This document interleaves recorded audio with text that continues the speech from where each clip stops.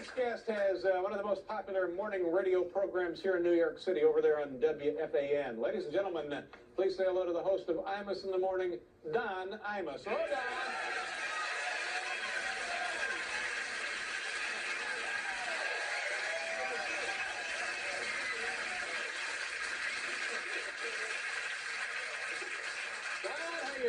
Thank you very much for being on the show. This is your old home. You worked here at NBC for years and years, didn't you? I was here 17 years. I think I still owe a couple of plays on Aqualung, by the way. There's a couple of the years I remember when I was here, and it was always, they would get me sobered up whenever there was a payola scandal. And the NBC lawyers would all come downstairs to the second floor, and they'd say, you know, Don, we're paying you to play the records. Yeah. You know? The record company's not what they paid to play the records. Yeah. I said, well, I thought I was getting paid to be funny, and yeah. Now, do you want to mention that anymore? Because I know that there were some moments in your career, some years when you were maybe a little cloudier than other years, but I was here 17. I remember like 3 of them. Yeah. But you know, 4 years, I say, who's the tall guy? I have no idea. But all of that's behind you, isn't it?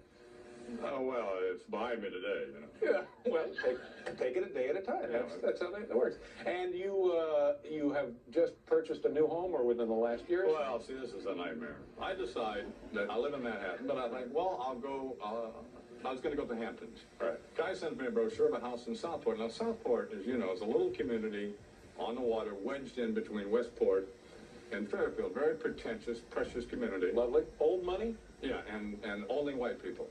Stuffy, screaming yuppies. Yeah. So, and I get a place right on the water, and up the road is the Pequot Yacht Club. Right. Now, this is a yacht club that wouldn't admit Phil Donahue. And, I mean, would you? No, he's fine. But nobody wants Marlowe down there screaming at the help. Yeah. So I think I'm their kind of guy. I'm willing to wear clothes with fish on them. Yeah. And I would be perfect. Yeah. I don't get any invitation. I get anonymous notes on Pequot Yacht Club stationery, drop dead, stuff like that. The only way you'll be a member here is if you buy the club. Yeah. So in order to escalate the process, I pledged to shoot a boater a day until they let me in. Well, then my friend Mike Lupig, you know, sports writer, yeah, he calls me and he says, my wife's grandfather lives in Southport, 85 years old, and he's a member of the yacht club. I figured, well, what am I worried about? Sure, you're in. No. What they called for was if I would exempt him from the execution. And I said no. No, yeah. It becomes an empty threat then. Yeah, absolutely. Yeah. Sure. So, and you know how people show up at your house uninvited? You know that. I've had that, yeah.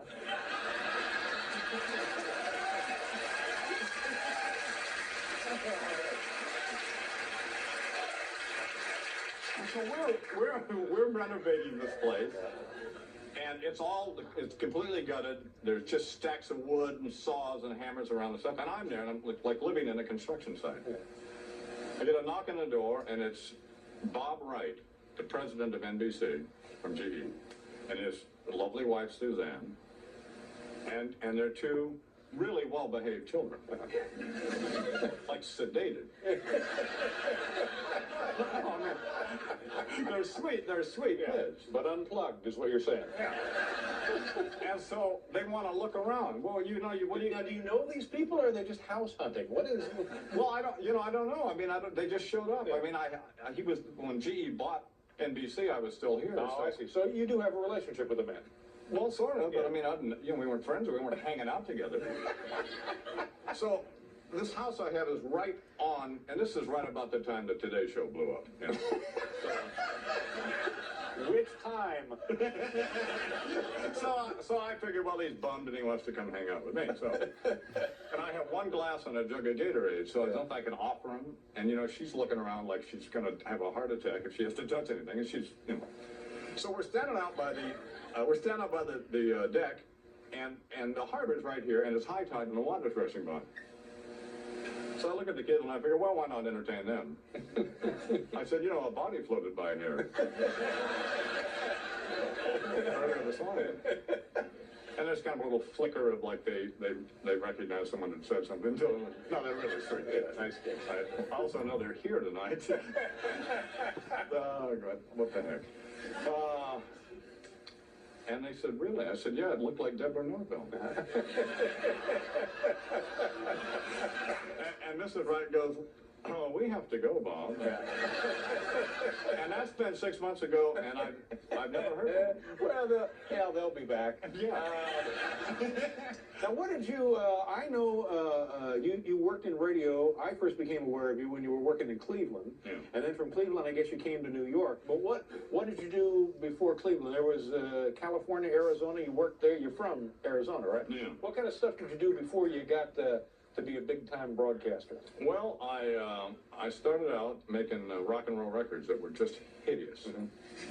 And back in the early 60s, I recorded with H.B. Barnum and Johnny Otis for a couple of old record labels, like Duto Records and RV Records and stuff, but they were hideous records. Yeah. And they were so horrible, I wound up living in a laundromat in Hollywood. And I used to crawl in and sleep behind the dryers, and then women would be in there doing their clothes at 3 o'clock in the morning, and I go around and get money out of phone booths to get donuts and stuff. Anyway, it'd make a long, tedious story bearable here. I wound up working in a uranium mine up at the Grand Canyon. Is that right? This is a stupid life, really it is. Uh-huh. And then I was in an underground cave-in, and then I went back to California and I worked for the railroad for a while. Uh-huh. And I was in a train wreck. Wow. One of those huge engines turned over, and the engineer was drunk, Yeah, of course. Yeah. That's why every time I hear about an Amtrak thing, you know they're drunk. Yeah, exactly. Yeah. We used to take these trains from LA to Indio and sleep on the train. They'd be going 70 miles an hour, we'd all be asleep. Anyway, I was in the accident and sued them and got on the radio.